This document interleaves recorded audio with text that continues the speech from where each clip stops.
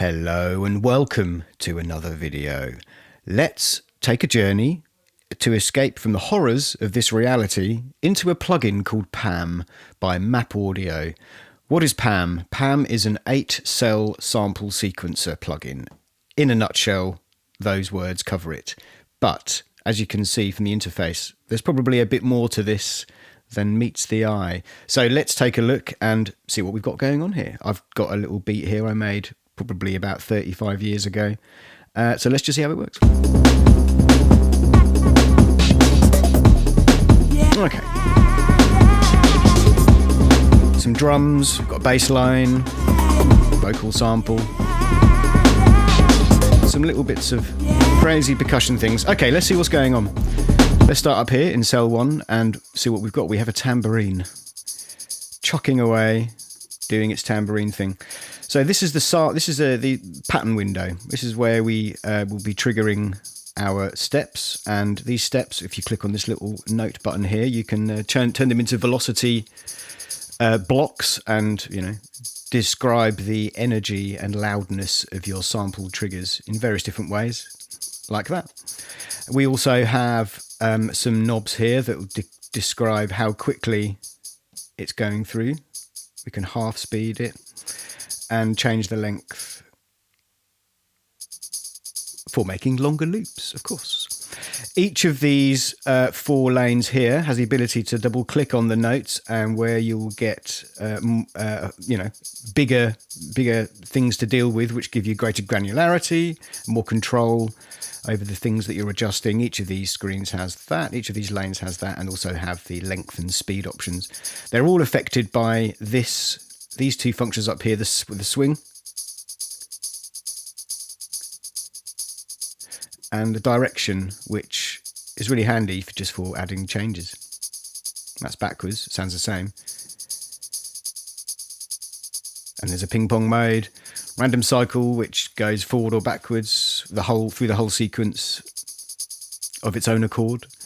And we have a random step where it just picks the steps to play and does that. So let's just keep with forward and see what else we've got going on here. We've got nothing else in these automation lanes, but there's some change going on here. So let's see what's going on. Okay, so we've got this end knob here. We've got these 7 knobs here. Let me just quickly count them. 7 knobs to manage your sample playback sort of in this kind of high level way. So it's gating, trigger, which just completes the playback of the sample regardless of how long the step is. This will play to the end of the length of the step, and this will loop the sample. As you can hear, it's started looping already because we're keeping this length quite short. And we're changing it as well, as we can see. So let's just go back to trigger, which is where it was. We can change the start point, obviously. And the end point, we've got this, currently, this has been sequenced. You can right click on any of these knobs in the display. We'll go through all the display, all the other knobs. This is just a few of them. Right click on any of them and bring up this little modulation window here, which allows you to describe what modulations you want on that particular knob. You can have one of each. Currently, we have a single sequencer that is just changing the endpoint. So it's kind of changing the accent. You can hear it. It's like we've got 2 things going on here. We've got the velocity and the endpoint being changed, which just gives a bit of, movement, and almost sounds like it's being played by a normal person, but we all know it isn't. Just trying to emulate it. So we've got a volume knob here as well. Obviously, we need a volume knob. Standard pan.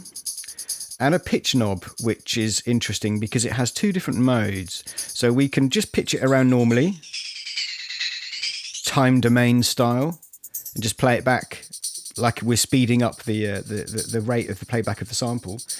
And we can also turn it into a kind of granular based pitching thing, so we can maintain the length and the kind of duration of the sample, but change the pitch of the grains that it's being chopped up into.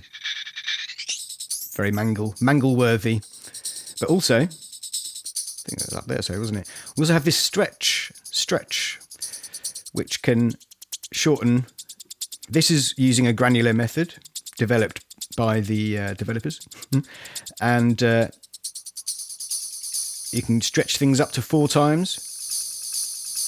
And, you know, depending on the quality, or not the quality, depending on the sample, you'll hear various different artifacts as a product of this. It's not clean. Well, it's kind of clean, but it's, you know, it's granular. So you'll hear it adding texture to your sample. We'll explore that later when it's far more audible. You can't really hear it with a tambourine sample. So let's get out of here. There's a few more things. We'll look at those in a minute. Fade in and fade out. We know what they do. That's pretty obvious. This is a slice marker. We'll have a look at that in a second. And we've got these retrigger kind of ARP functions here as well. We are going to look at those imminently. So what have we got here? Let's have a look at this patch, this cell. So what is this? This, as you can see, is a drum loop that's been chopped up into little pieces, beat-sized pieces, and being triggered by this slice lane here. As you can see, these numbers increment one by one, so we're incrementing through the sample. You can almost, well, you can see which sample was being triggered by this green marker here. And there's also a very fast line in the background you can see, which is describing the playback of the current sample. And let's just turn up the stretch and see what that does. Nice. Let's turn that.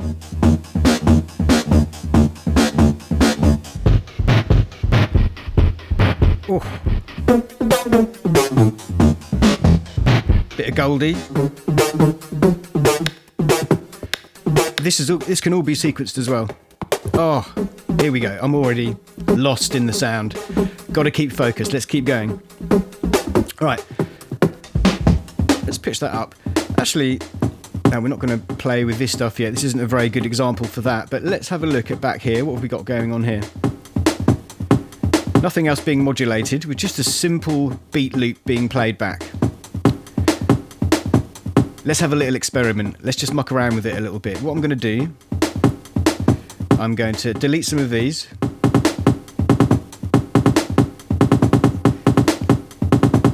So now these steps are just playing the zero step slice. So I'm going to add a bit of modulation to this. This is just the beginning, just you wait. So let's put that LFO on this slice here, on this slice knob up here. So you can see it modulating around, it's flashing around like a nutter. Let's change the characteristics of this LFO up here, put it to 16 and change the shape to random. So it's changing on every 16th of a beat. And as we can see and hear now, what's happening is that each time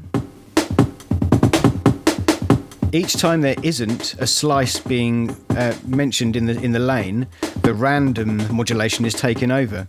So we can kind of enforce a sort of framework for the beat, but then have little random bits in the middle. It's crazy. I'm going to do something else now. Let's just have a bit of fun with this. I'm going to add some probability to these steps here. Let's just pick a few steps. I'm going to select that one. That was that one. These two. Why not? And that one. I'm going to. I selected those with Shift. I'm now going to hit velocity. I'm now going to hit Command and those one of those cells. And we can see we've got 5 cells selected here. And what I'm going to do first is add a retrigger. So these little cells that have the triangle in the bottom corner now indicate that there's a retrigger. If we turn it off to 0, the little triangle goes away. We can increase that to 1. So we're now getting at least, well, 1 retrigger on each of these cells. 100% of the time, every single time. So what we're going to do is reduce the likelihood of those retriggers happening like that. And we can also reduce the velocity of those retriggers. Which, all of these things can add subtle layers of, I don't know, say, you know, kind of realism, but the humanness, a little bit of change. Oh, that's nice.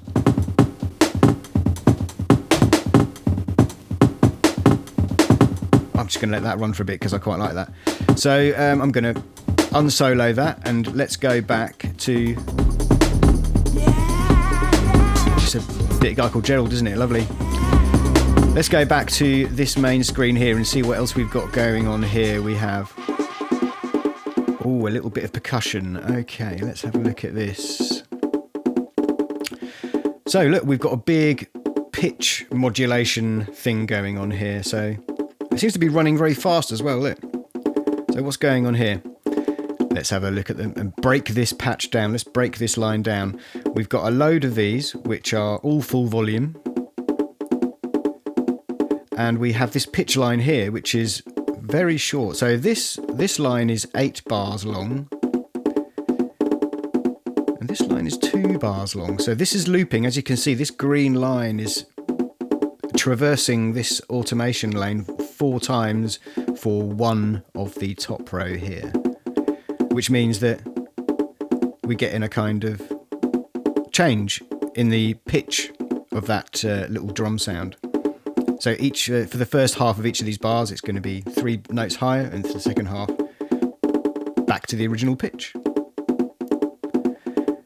One of the really cool things about this is just being able to change the sequencer length and just see what happens. Change the sound in ways that you don't predict. I could put this back to, let's put it to 4.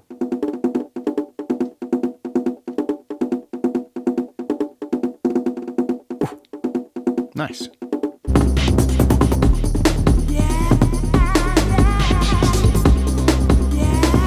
Nice. Still the same 90s groove. Right, let's see what else we've got here. Oh, this is a nice one. So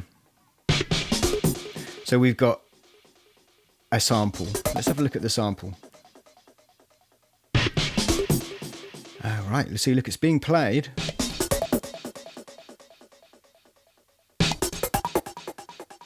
I mean, it's going through a delay. We can hear it's going through a delay here. This is the effect. This is the effect list. Each of these can be moved around. We'll have a look at that in a moment. But I just wanted to have a look at this patch. Have a look at this particular cell. And let's see what's going on here. We've got a lot of modulation going on here. So the sequencer, we're obviously just slipping through that one by one. Let's have a look at the sequencer, the slice range. Yeah, we're just going 1, 2, 3, 4, 5, 6, 7, 8. And then, but with that, we've got this crazy pitch modulation happening as well. So it isn't the slices are being moved around. We're not picking different slices. We're just going through that little cut up slice and pitching each one differently and panning it differently as well. By the looks of it, there's a panning mechanism on this sequencer. There's a sequence device on this pan mechanism, I should say. But let's have a look at this. We've got something on the pitch that's making it go crazy. So we've got a little sequencer in there, and it'll bring up. You can bring it up in the little modulation left click window, right click window. We've also got an LFO. So these two are working together, let's say, to give a change every time it works. With this LFO one, we can see up here is random. It's a random shape. Every half a bar, it's changing the offset of the pitch. It's cool, isn't it? However, remember this little sequencer here, and not that one. This pitch sequencer here is also existing in this main window here. So this is exactly the same. It's the same modulation sequencer. Just a sort of addressable in here. You can draw it in here or go back to the main screen. There's a few presets in here for this pitch sequencer. We'll have a look at them in a little bit as well. And you can also change the length and the speed of things. All of these modulation parts have an intensity and polarity and that kind of thing, so you can design the strength of your modulation. So I'm going to go back to this screen and just unsolo everything and hit back again. Here we go.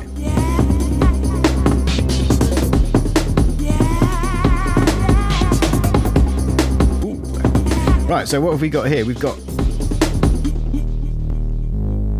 a bass sound that's weighting everything down. What's going on here? Let's have a look. We've got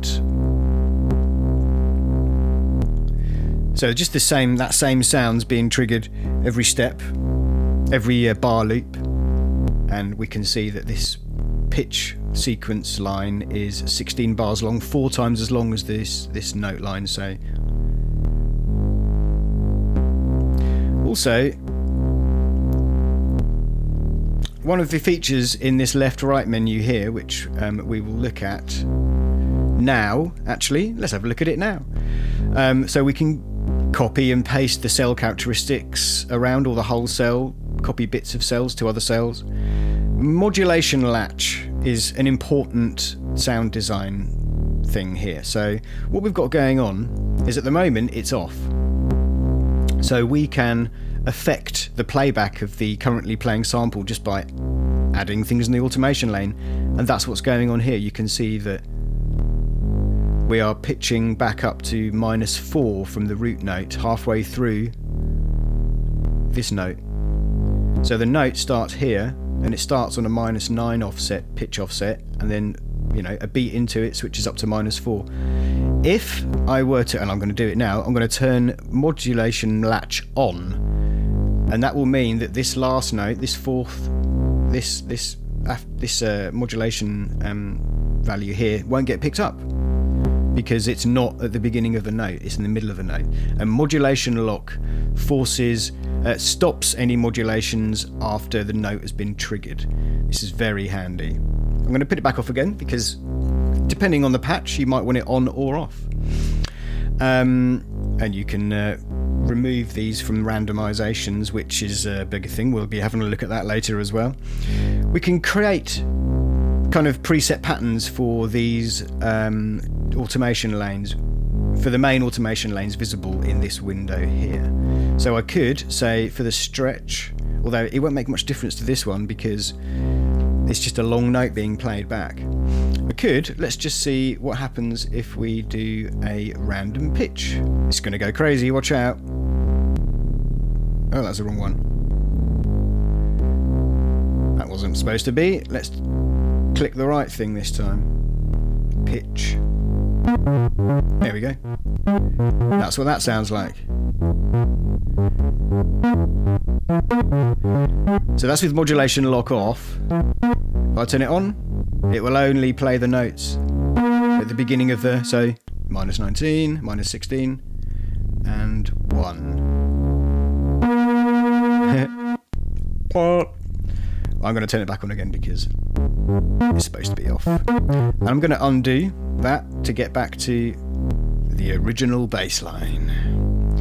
I'm looking at this patch and I don't think there's much else going on here. No, it's just a simple note being played back. Oh, actually, let's have a look at this. This might be good for that.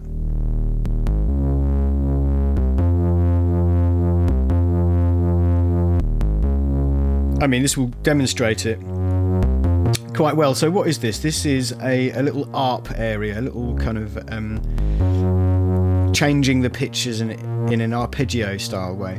So what's going on here? I can say we've got four knobs. Currently we're just going to be going up. We're going to say we want 2 extra notes added for each playback, for each step trigger, and we can say how far that playback will go offset, how far each of the re-triggers will be changed. So at the moment I'm just saying 3 semitones. We can put it to like 7 semitones.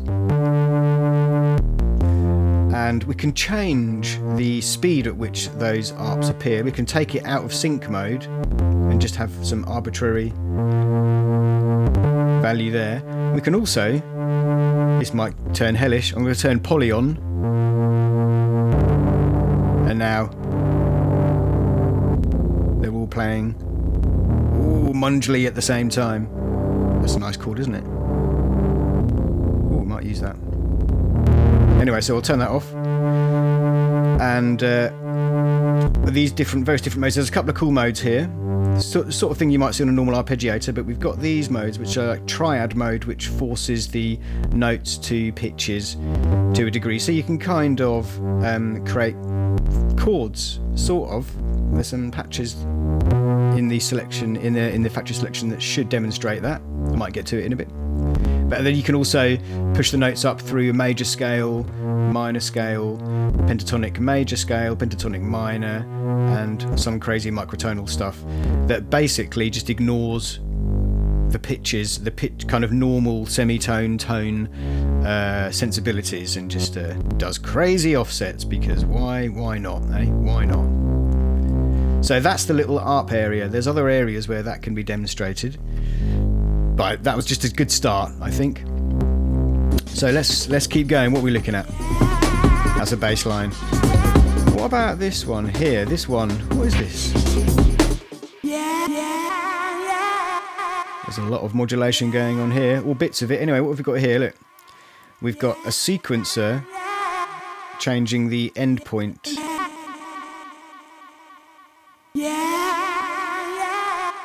As you can see, this endpoint's getting moved around on each of the triggers, so the second trigger's a long one. And also we've got a big whopping great LFO on the panning that beautiful sound around the warehouse. So I'm thinking as well, there's also something else going on here, because it's not just that. I can hear an effect. So let's go through the effects, because this is a great little selection of things to just muddy or clarity or mess your sound up, because why not? So we've got an EQ. You can move all these around just by dragging them. There we go. Now we've got the gate first. So this gate isn't just a gate. We'll have a look at the other effects in a second. Let's just concentrate on this. What is this? This, you can hear it. It is doing... It's got stutters and buffers in it. It's not just like a gate, in double quotes, a trance gate. There is a mode that does a trance gate, but this is got a load of other modes that do kind of buffering and reversing and repitching and stuff, and that's what you can hear. So I've got a sequencer on the mix button that's making sure that it only does it every half of, a bar. Second half of the bar is mixing over, so you can hear the result of the buffer doing its thing. And here, this little sequence up here, what have we got? There's an LFO hitting that. It's a very slow LFO, isn't it? Once every couple of beats. What is it? It's LFO 3. Let's have a look. Going every half a bar. It's fast enough. And you can hear it, and you can see it's changing which gate / buffer / repitching sequences being used, that the sound is going through and buffering in it and pitching it and stuttering it and glitching it up a little bit. And we can change the rate of these here. Look, we have a time function, so I can bring that down to a massive...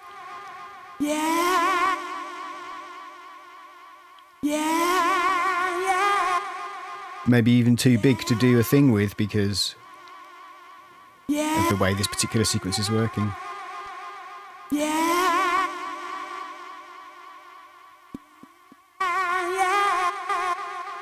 we go.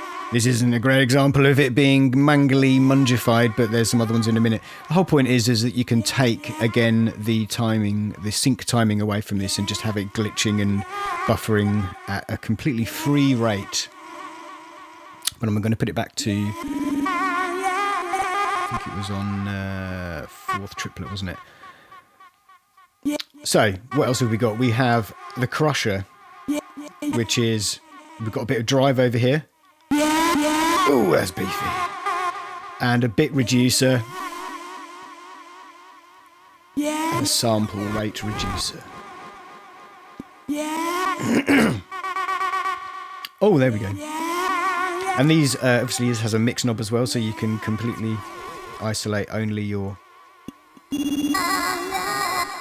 Oh, that's very low quality.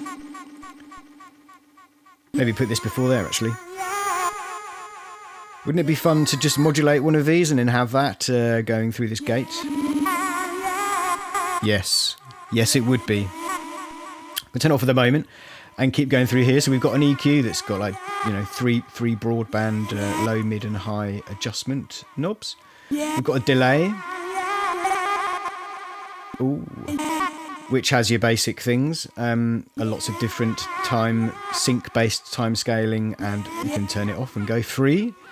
And you've got a mix knob and your feedback knob. It's a delay, that's all it needs to do.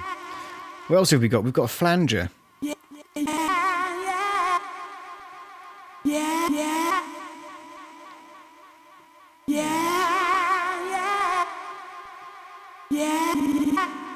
Let's increase the mix.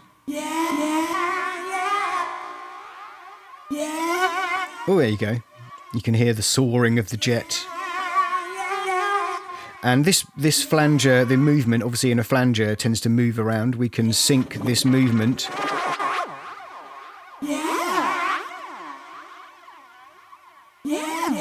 to tempo, or just have it completely free. Have it really slow. Oh yeah.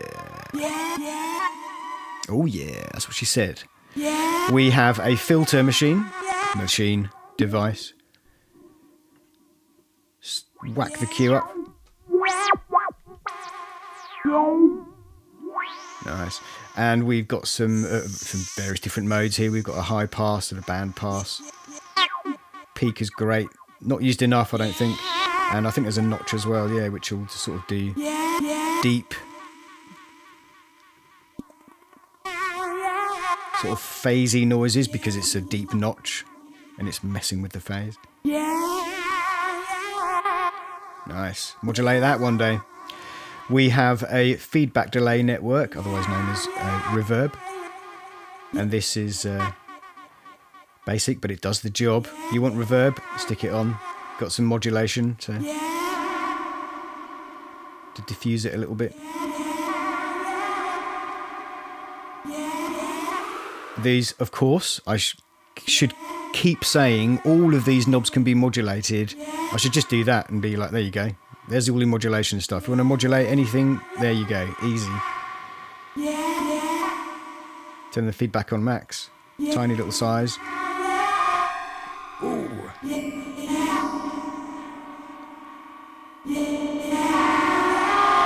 Nice. And we can bend it around a bit to get it less metallic-y and ringy. But why would you want to do that? Maybe you want it metallic-y and ringy. It's your choice. We also have currently it's in the last place in this chain here, but it's a compressor. It doesn't have to be in the last place. And by default, you need to set up the sidechain signal. Compressors need a sidechain signal because that's how they work. They listen to some signal, treat it, and then work out what the energy represents. So look, we can massively squash this. Put attack down and release down. Completely crush any dynamics out of this. But then we can turn it back up again with the makeup. Very, very handy. Wow. Sounds like a terrible piece of equipment from the 80s. There you go. Also, obviously, this can be used because you can allocate another sidechain signal. You could use whatever to drop the signal of this. Hey, why not have this on a bass channel and sidechain it with a kick? That's a brand new original idea right there for you. You can take that home with you. So yeah, there we go. The 8 effects.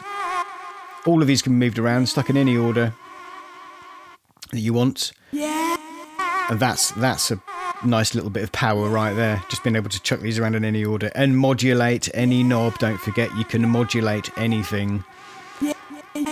Let's continue going and we'll end up at some more modulation things. I'm fairly sure of that. So where were we? What have we got here? Oh, just that little okay, we did that. We've got an additional kick there, just reinforcing some of the loops. Just reinforcing some of those. I think it actually covers this whole patch. We've done everything, so what to consider? What to consider? Next we have, let's just cover the mixer quickly. So this is a mixer screen. You might recognize it from other mixers you've come across. And we've, basic solo functionality. These kinds of things are limited on each channel because why not? You might want to slam your channel, but not have it slam at the end. And we've also got a connection to the EQ in your chain. So if as you can see, I've put this up here. What's that? That's the little drum thing here. If we go to this one and then look at the effect pane, was that where I was?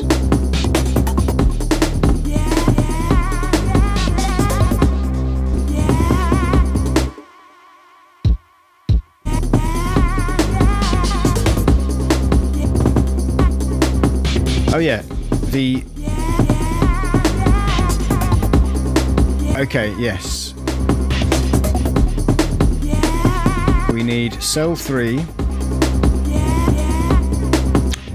and we can see that the EQ has been increased in line with how we affected it in the mixer. So they're connected, and you can also access all your other effects here as well should you choose to. Enable them, access the knobs, and you can hit the compressor, the sidechain compressor from here as well by dragging a signal from another channel like that. Let's remove that. And obviously these pans and everything over here on each channel, like a good mixer should. And this is now a multi-output plugin, so you can route things out to different channels. At the moment, these channels obviously muted. I don't have them enabled in Logic, so they're going silent. But when you have it as a multi-channel plugin, all them get routed correctly. And on this last channel here, we've got a standard limiter just on the main output there, and a punch algorithm developed by my buddy Dave A at Toybox. This is a beeferizer. Bit of compression, bit of EQing, bit of saturation, a beeferer, beefy upper. Right. Okay, where are we going next? I think we should look at the control panel. Now this is a kind of, I'm just going to stop that because, whew, let's have a look at this. This page controls everything, pretty much everything from this one page. So what are we going to do? I'm going to, first of all, I'm going to demonstrate this by turning on the filter, because I don't think many of them have got filter on, and I'm going to pull it all down like this. And now, also the filter on that vocal channel. Let's have a quick look at that, see what's going on there.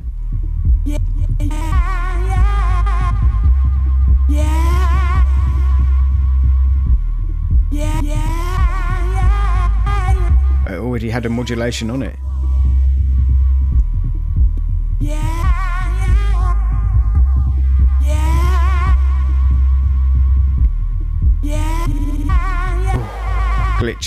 Glitchiness.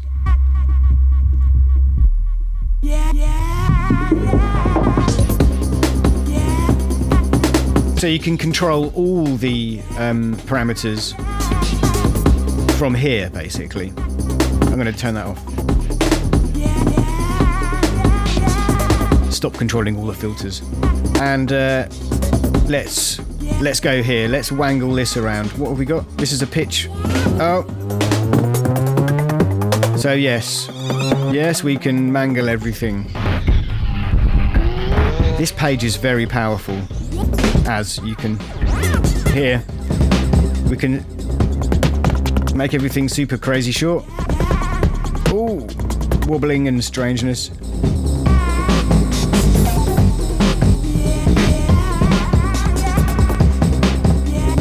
Okay, let's keep going, have a look through here.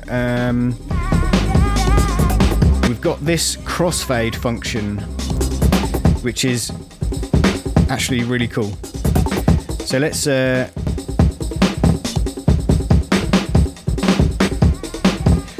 it's kind of like a DJ mixer, basically, isn't it? We've got 8 cells and they are allocated thus. So we can switch them around there, stick that on channel A, stick cell 1 on side A, cell 3's on side A, cell 2's on B, and cell 4's on B, etc, etc. You can read it, and we can crossfade this I mean, this is great for live work, surely. You've got your grooves running. You want to cut some things out, have a little break, bang in the middle, everything comes back. We've also got this XY area over here, which is marvelously powerful. So let's see what we can do here. Let's mess with the crush rate and do something else. Just attach this to some crazy value. What are we going to look at? Let's look at filter. Oh, we need something that's already on. Oh, I'll tell you, let's just do pitch. Let's do crazy pitch. Macro pitch. There we go. So we've got.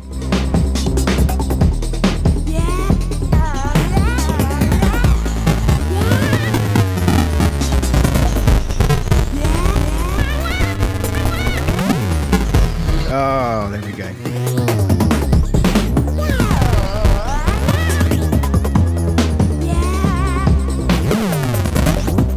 And obviously, these target modulations for this XY parameter are the macro areas. It's these knobs that are affecting the whole kit and caboodle, all the noises.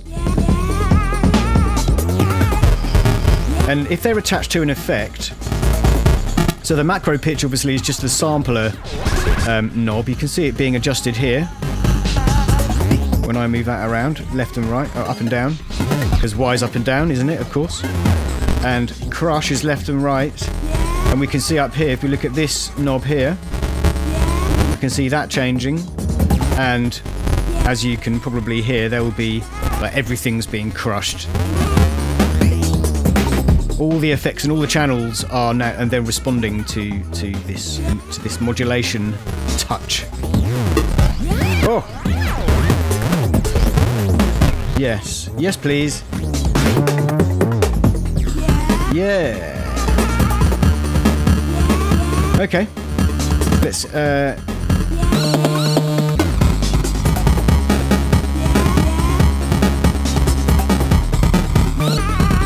let's get rid of that.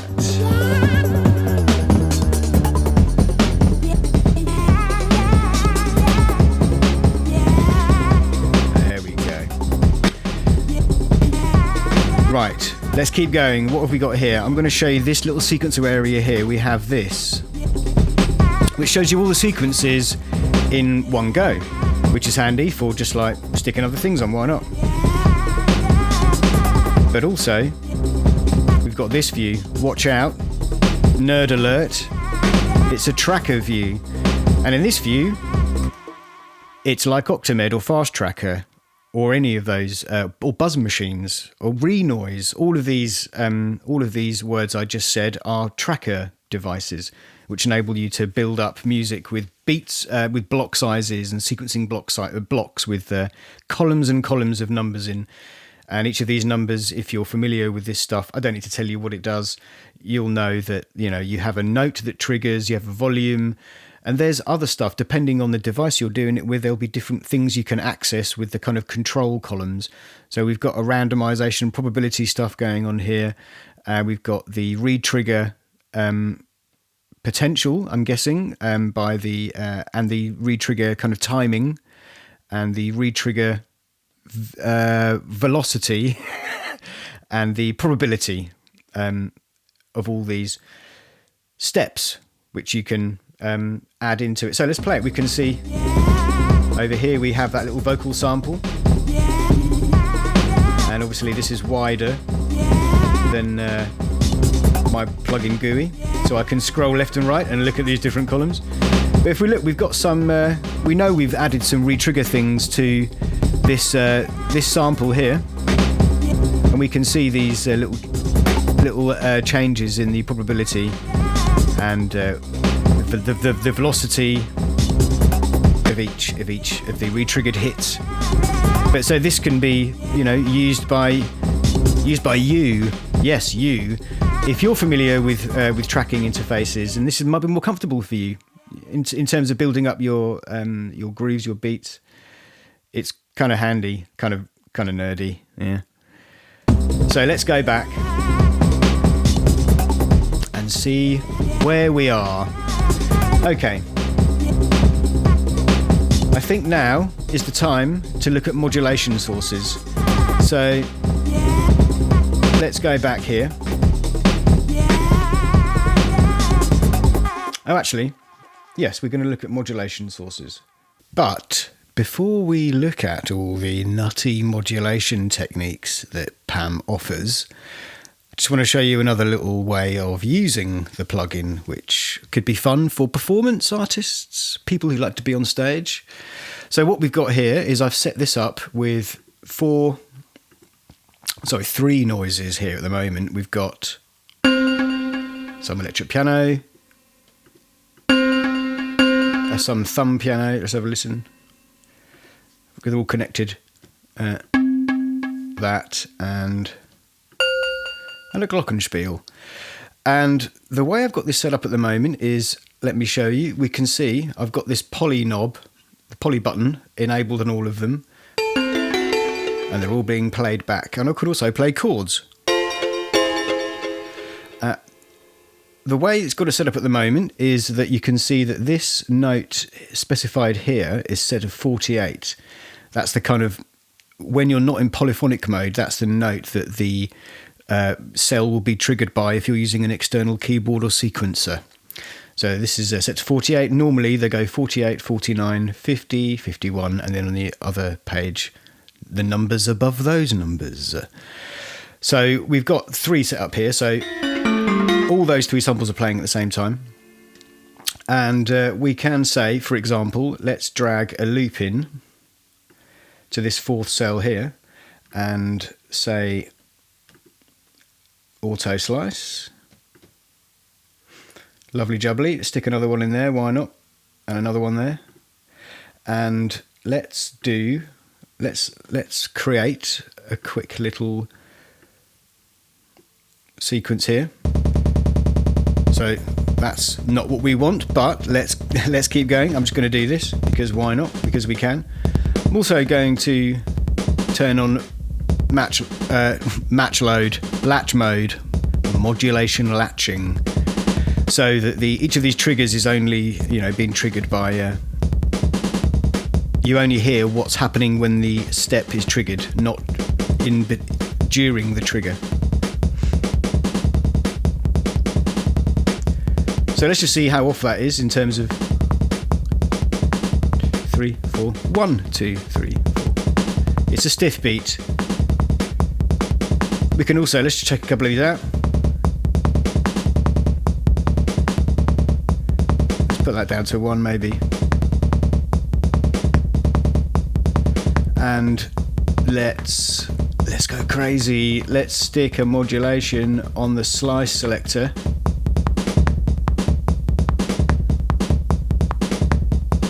Fun, isn't it? Let's turn the metronome off, and we can play along with that.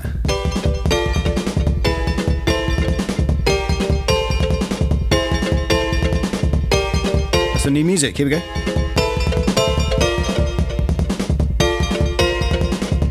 And that's that. That's another way of using this amazing plugin, is just by setting up your own pitched sounds, or you can stick whatever you want in it, crazy samples, whatever, ambient soundscapes, whatever you want, and you can play them in a pitched fashion.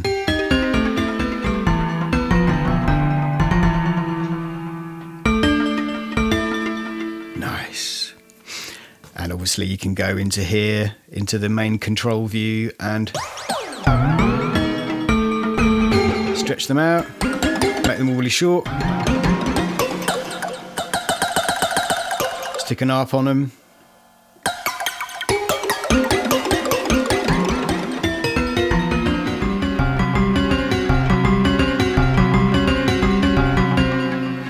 We've got a 6-note jump there. That's interesting, isn't it? Let's see what happens if we do this.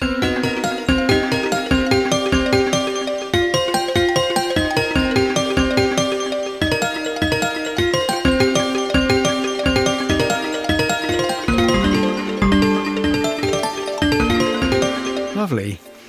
and just have that running.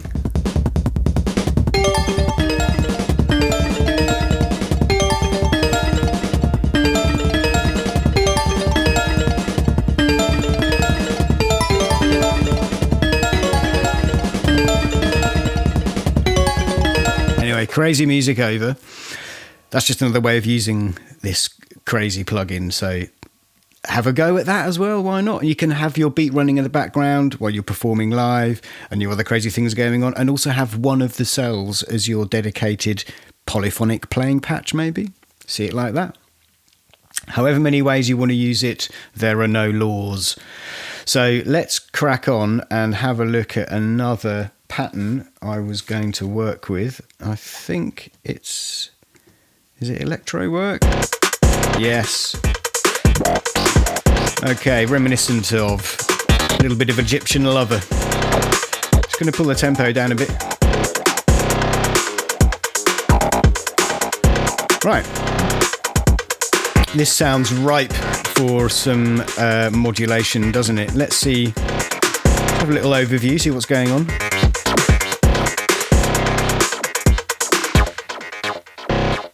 Big fat bass there.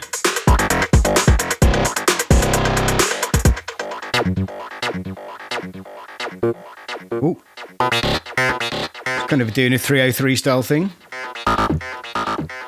With some heavy filtering and a little bit of drive. We can have a quick look at that. Let's have a look at that patch quickly.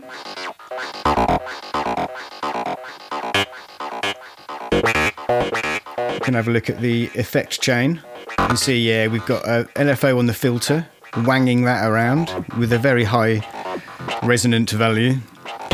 And a lot of drive, quite a bit of drive. Squirting that out of the other side into a delay. But I think we can see, because of the way this has been sequenced, we've got a main bass noise. We've got the same sample in both of these cells, but one of them is just being simply triggered like that, and then this one's doing mangly stuff. So yeah, this seems like a good patch to muck around in. So let's do some envelope modulations. Let's just have a look at these modulation sources to begin with. We've got envelope modulations, which are the energetic output of each of the cells. You can basically see, that, say, cell 7 is the bass. You can see that bass sound coming out there energetically. And all these are like these drums being triggered in various different ways. We've got an LFO page. And we all know what LFOs are. You wouldn't be here if you didn't know what an LFO is, I assume. So we've got currently only 3 LFOs configured here, and they are set up thusly. You can see they seem to be... Oh look, we've got a few different rates here going on, and all random shapes doing their crazy thing. And we've got the list of modulations down here. We can see we've got LFO 1, 2 and 3. Click on that to order them in the way that you want. And you can see where they're being targeted and the strength of those modulations. Let's make this one. That's the 303 style filter. We can increase the depth of that. Let's put it back down. Ooh. Nice. So that's LFOs. Oh yeah. And yeah, I mean, you can see what we do here. There's a bit of management over here. We can get rid of them all here. We can select them here and do the same. So if I select that, then I can move both of those strengths around here like that. And I think we can switch the polarity as well to be, well, the other one that it isn't. It's either unipolar or bipolar. So that's LFOs. And of course they can all be enabled and disabled and deleted. Let's look at the next one. This is an interesting modulation source. This is the vary screen. Now what this is I'm going to stop it and then play it again. And I just advise you to keep an eye on these glowing LEDs. They match the steps that are coming out of each of the sequences, not necessarily the energy of the sound, it's just the step.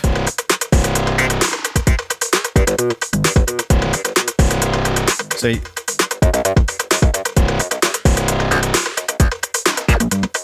we can see this little waggly 303 noise in cell 6 here.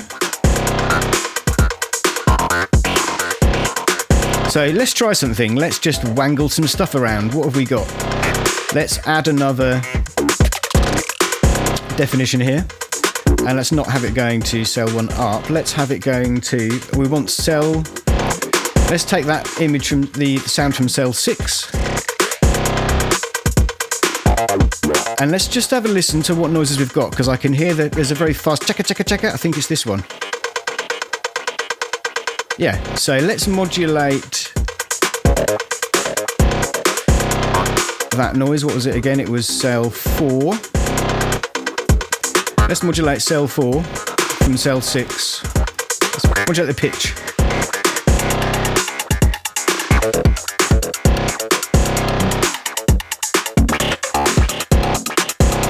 So we can hear.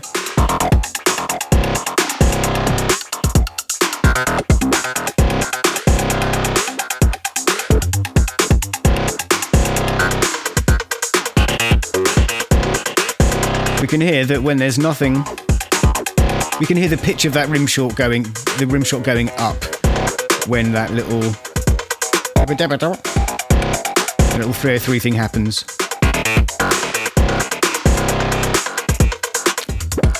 Let's try something else. Let's mangle the kick up. Let's mangle the kick up. How are we going to mangle the kick? Let's look at these cells again.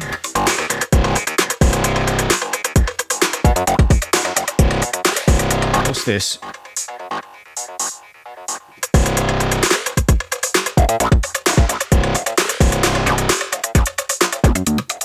Oh, here we go. There's a hi-hat. Okay. We can wangle the pitch on that. That's cell 3. So let's have a look at cell. Let's create another definition here. We want the target to be 3 pitch. And let's use cell. Oh yeah, 1. It's a big kick on that, big fat kick, wasn't it? Yeah.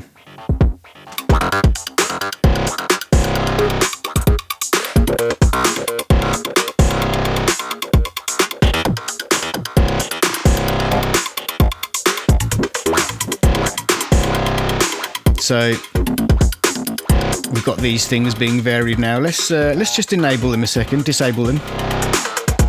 We can hear the normal. So the hi-hat and the rim shot are being changed. Let's have a listen. It's only subtle, but it's these kinds of things that make electronic music great. So we've also got, I'm going to disable those. And go to this last panel here, the sequence panel, and this shows you all your sequence modulation sources and targets. What we've got at the moment is looks like cell 5. Oh, it's the sequencer for this hi-hat here. Look, we've got a hi-hat. It's kind of an open hi-hat that changes in length, shortens, and gets longer. So that's what we've got set up there at the moment as a sequencer. Let's just unsell everything and pick another thing to sequence. What should we sequence? Oh, some funny stuff going on there, isn't there? Some delay modulation fun. What should we do? Let's go. I'm going to modulate the... I'm going to modulate this retrigger. So I'm going to turn the delay, the sync timing off, so we just get these really fast retriggers, and I'm going to turn that up to just 1, I think, to 2. And let's modulate the retrigger with a sequencer. So we can choose which clock to run the sequencer from. We can choose a clock from any of the other cells, because they might be running, 1 bar every 4 or 4 bars every 8 or however. So you can just pick another cell if you want, but I'm going to stick with cell 2 because I want it to kind of keep in line with the sequencer that's running. So on this particular lane, so I'm just going to put that down to 0. So that's all 0. And I'm going to just look at the way that this is running. So we've got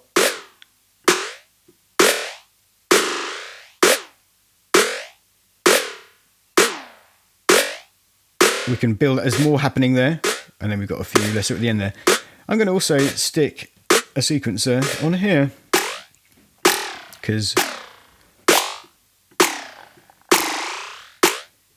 I'm also, as you can see at the moment, this knob modulation is only going up, and I want it to go down as well. I want that arc to go up and down, so I'm just going to flick that polarity switch here,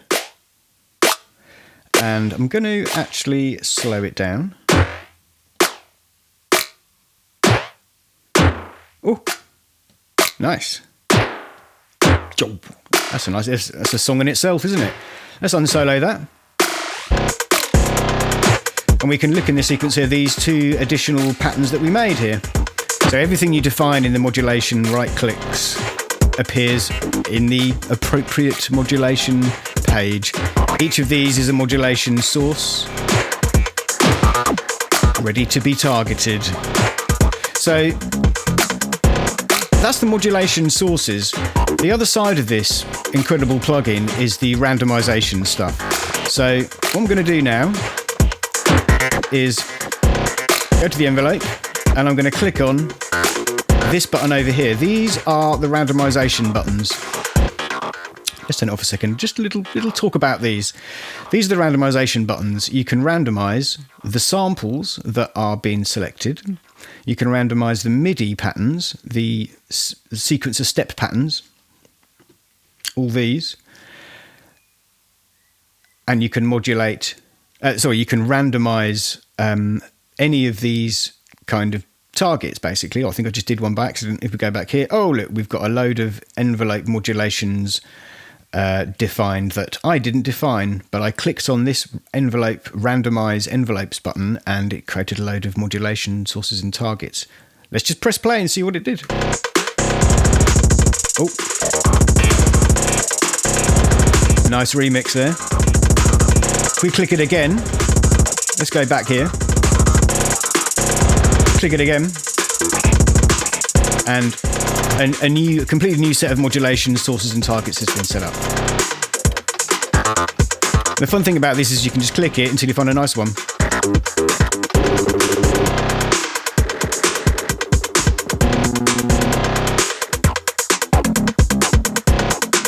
Let's keep it on that, why not? We can also do the same for the envelopes. Let's have a look at the envelope page. Currently we've got 5 envelopes doing stuff. As soon as we hit this LFO randomization button, these will be removed and a new set of LFOs will be defined. So some stuff might go awry. So let's click it. Actually, what I'm going to do is disable all these. So now we're not hearing the effects of the envelope. Now we've just done an LFO, my randomization, and it went haywire. Oh, that's a remix. Ooh. Listen. What is happening? Let's press it again. So as you can see, the LFO shapes are all being modulated, randomized, speeds and things. The jitters, the offsets, the shapes, and the targets are all over the place. Sometimes these random modulations will set up source and target modulations using the main control screen. So it will set up modulations to these knobs, which mean that it obviously affects the cells themselves, all of them, when it does something at this on this page.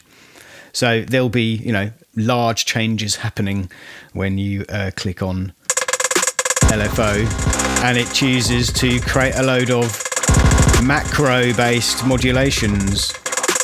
Let's click it again. What is that? Where did that come from? Yeah. That's what we want. Okay. If we could disable all them.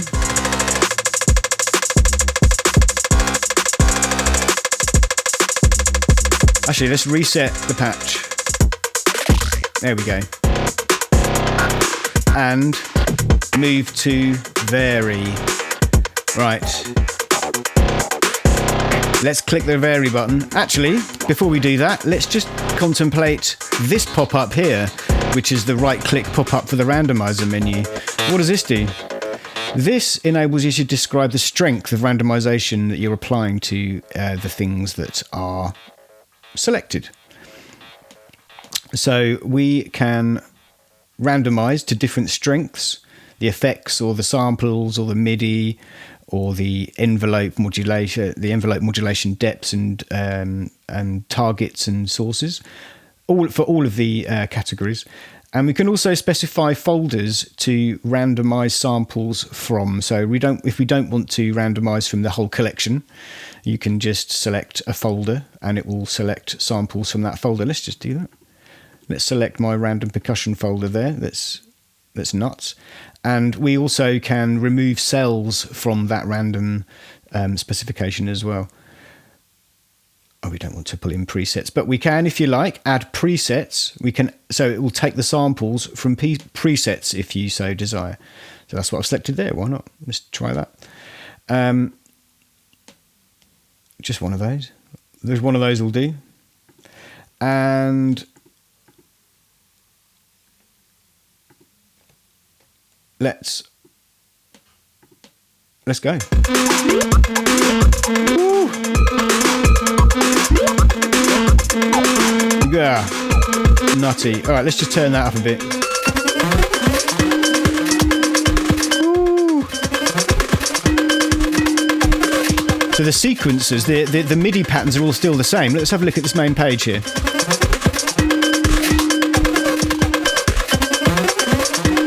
So yeah, all of these sounds have been changed. There's a couple that might remain the same. I think kicks and snares tend to get loaded into cells 1 and 2.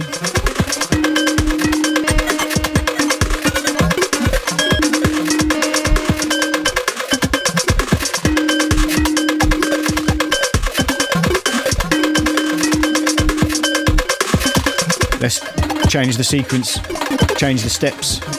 Oh, it just goes mangly very, very quickly.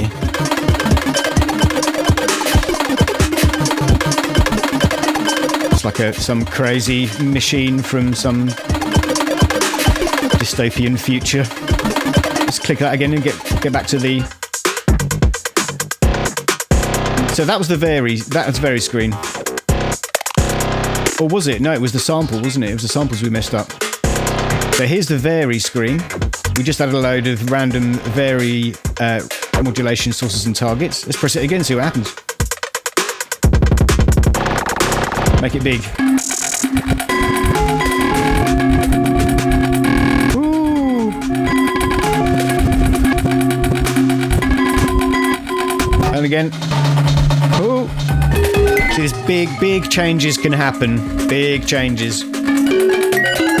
And then the point is that you can obviously turn these down if you want. If you don't like, if you want to tame these a bit, why not select them all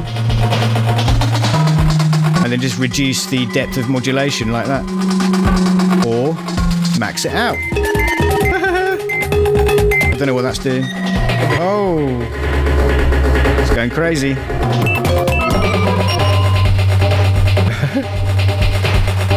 Okay, we just go back to the reset again, and let's look at the final modulation screen, the sequencer. What happens if we hit this? Let's try and guess. Can you imagine a sound? It's probably not going to be that. Have a listen. So, as you can see, these sequences have been generated, different lengths and different patterns. Some of them, this will be randomly generated. Some of them are very clearly, algorithmically generated. You know, increases and decreases in values. Ooh. And we can also smooth. There's an option to smooth the outputs in here as well.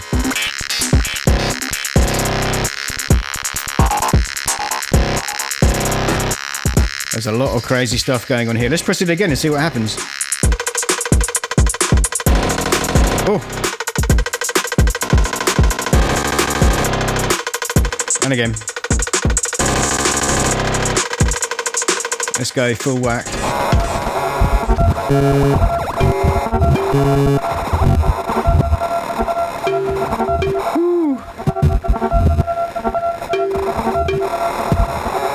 Speechless. Sometimes one is speechless when playing with this plugin. Amazing. This randomifies some effects as well.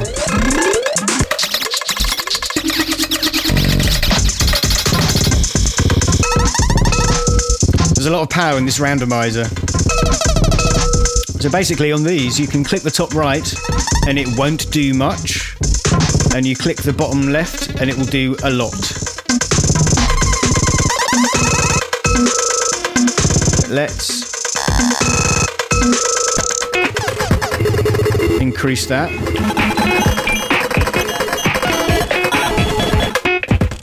Oh look, I accidentally pressed another randomization thing. Here we go. It varies now, got a load of extra. Woo. So the idea is that you can, well not the idea is, you can play this in various different ways. You could, for example, ooh, look at that, it's carrying on. There's a buffers going on here. Let's go back to the original. So the idea is that you can, for example, lock these cells by selecting, well, like unselecting this. So if we uncheck that and uncheck that and uncheck that and uncheck these. So these 4 drum cells now shouldn't be affected by any randomization. They'll remain as they are. And these 3 cells here are going to be mangled to hell. Let's have a listen. LFO, here we go.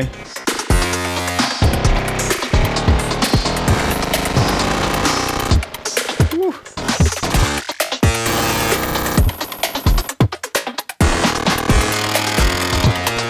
That's a different kind of mangling, isn't it? As you can see, by disabling those 4 cells from randomization, they've now been disabled in this panel here. So let's just wang that up, do some crazy things. Everything, randomize everything. Let's have a go. Ooh.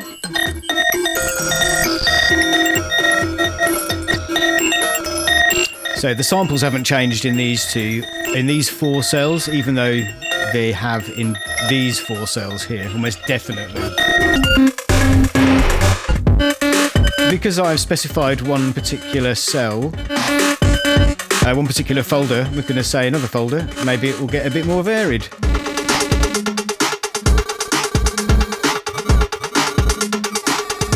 Try another.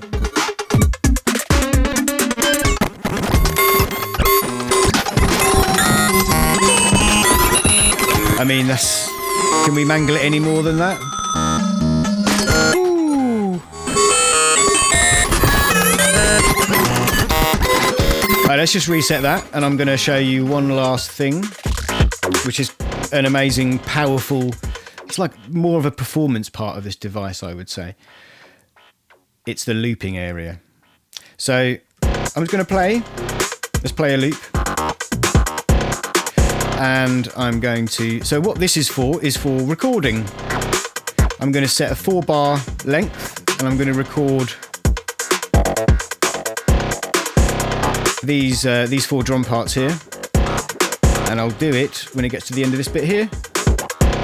So it always waits for the beginning of the bar, because you want nice, neat, round-ended loops, don't you? Here we go. And we can now hear that by this.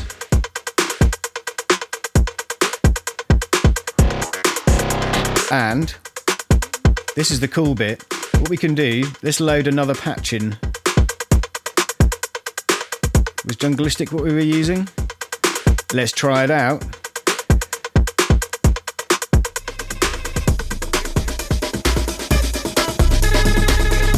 a bit slower, no biggie. Let's have a look at what we've got playing. So, yeah, let's record those 4. Let's record cells 5 to 8 in the looper. Maybe just 5 and 6, and we try another one from another preset. Let's hit record at the end of this line. Here we go.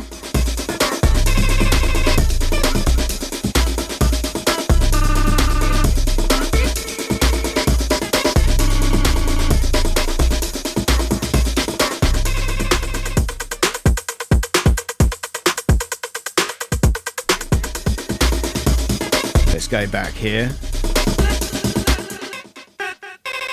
Let's record that little bit of glitchiness into the looper.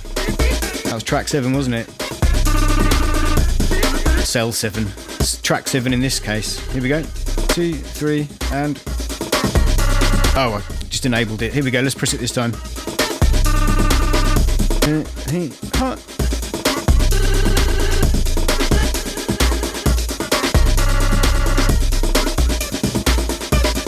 Right, now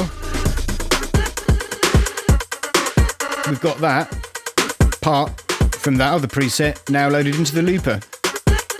It's quite good, so you could basically record your beat from one preset into the looper, keep that going on in the background. We can do things like select bits here and loop.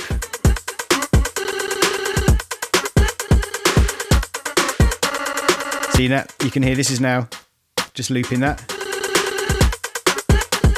Let's just do that. Here we go. What about something like this?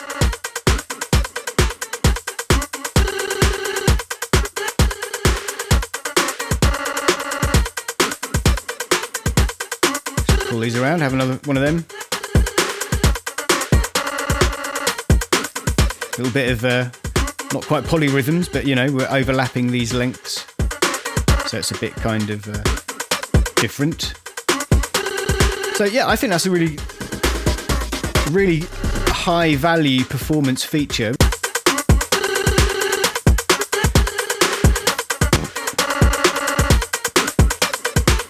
Yeah, so you could just like select bits of this.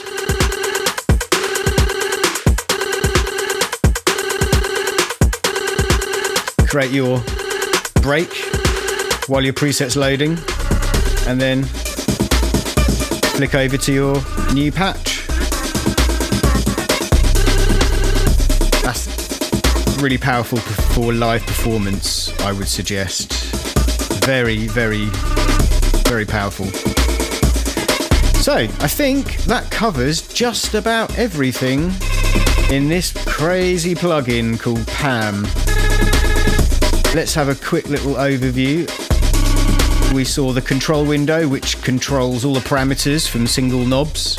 Essentially, we've got the cell view, which shows you what's loaded in where, and some general sequencer kind of iconography.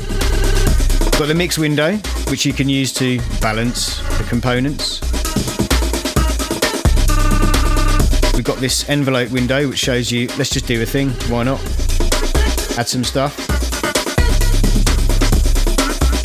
Oh, that's a little change, isn't it? That's lovely.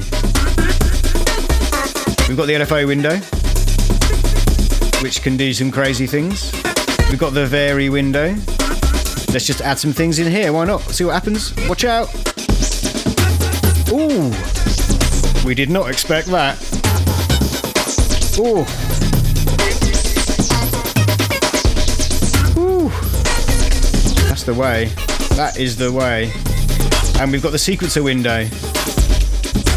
Ooh. Ooh. And again. Which gives you the ability to have a sequencer on any of the knobs on the front panel, in the control window, or on any of the sampler pages. Everything can be modulated to your heart's content and delight. Right, there you go. Thank you for coming. I hope this was enlightening and invigorating for you, and a decent escape from the horrors of the outside world. Stop looking outside the window and stop looking at the news. Press the crazy buttons and see where the journey goes. Oh.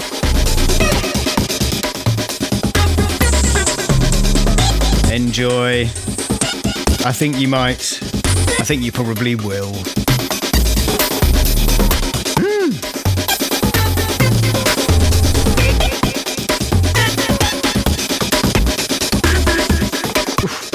There we go. Great stuff. Cheers, mate.